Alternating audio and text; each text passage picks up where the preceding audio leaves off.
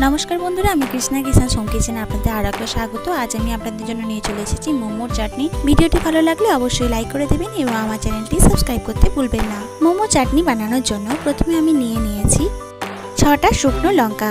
शुकनो लंकागुलो आमी माझखान थेके चिरे एर बीजगुलो बेर करे दियेछि। आपनारा जोदि झाल पछन्द करेन बेशी ताहले बीजगुलो रेखे दिते पारेन। एबार एगुलो आमी जलेर मध्ये दिये देब सेদ্ধ करार जोन्नो।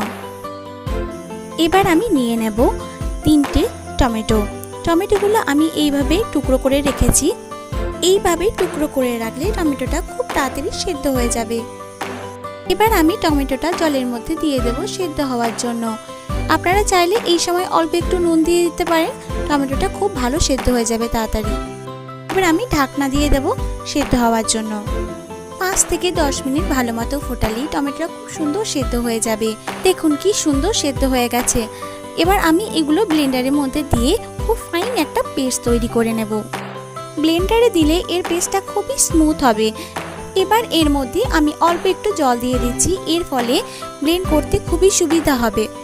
এবার আমি ঢাকনা লাগিয়ে ভালো মতো ব্লেন্ড করে নেব। ব্লেন্ড হয়ে গেলে আমি একটা ফ্রাইং প্যান নিয়েছি, এর মধ্যে আমি 2 টেবিল চামচ তেল দিয়ে দেব। তেলটা ভালো মতো গরম হলে এর মধ্যে আমি দিয়ে দেব 1 চামচ রসুন কুচি।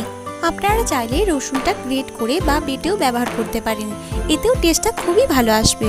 রসুনটা ভালো মতো ভাজা হয়ে গেলে এর মধ্যে আমি দিয়ে দেব অর্ধেক পেঁয়াজ কুচি। পেঁয়াজটা খুব ভালো মতো ছোট ছোট কুচি করে কাটলে ভালো হবে। এবার এটা ভালো করে নেড়ে নেব। একটুখানি লাল হয়ে গেলে এর মধ্যে আমি দিয়ে দেব 1/2 চামচ আদা কুচি। আদাটা ভালো করে আমি মিক্স করে নেব। যতক্ষণ না পুরোটা ভাজা হয়ে যায় ততক্ষণ আমি নাড়তে থাকবো। পেঁয়াজ আদা রসুন ভালো মতো ভাজা হয়ে গেলে এর মধ্যে আমি অল্প একটুখানি নুন দিয়ে দেব। এবার এর মধ্যে আমি দিয়ে দেব 1 চামচ সয়া সস।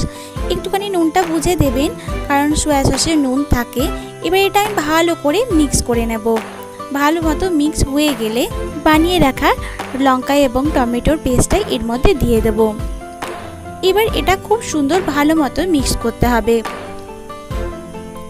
ভালো মতো মিক্স হয়ে গেলে এর মধ্যে আমি দিয়ে দেব 1/2 চামচ লঙ্কা গুঁড়ো। লঙ্কা গুঁড়ো ভালো করে মিক্স করে নিয়ে এর মধ্যে আমি দিয়ে দেব 1/2 চামচ চিনি ও 1 চামচ ভিনিগার। ভিনিগারটা দিলে এর ফ্লেভারটা খুবই ভালো আসবে। টমেটো যে গন্ধটা সেটা চলে যাবে এবং ফ্লেভারটা খুবই সুন্দর আসবে। এবার এটা আমি খুব ভালো করে মিক্স করে নেব এবং যতক্ষণ না ঘন হয়ে আসে ততক্ষণ আমি নাড়তে থাকবো। ভালো মতো ঘন হয়ে এলে মোমোর চাটনি একদম রেডি। একদম দোকানের মতো খেতে লাগবে। গরম গরম মোমোর সাথে আপনারা বাড়িতে পরিবেশন করুন। ভিডিওটি ভালো লাগলে অবশ্যই লাইক করে দেবেন এবং আমার চ্যানেলটি সাবস্ক্রাইব করতে ভুলবেন না এবং নিচে বেল আইকনটি ক্লিক করবেন আমার ভিডিও নোটিফিকেশন সবার আগে পাওয়ার জন্য। Thanks for watching.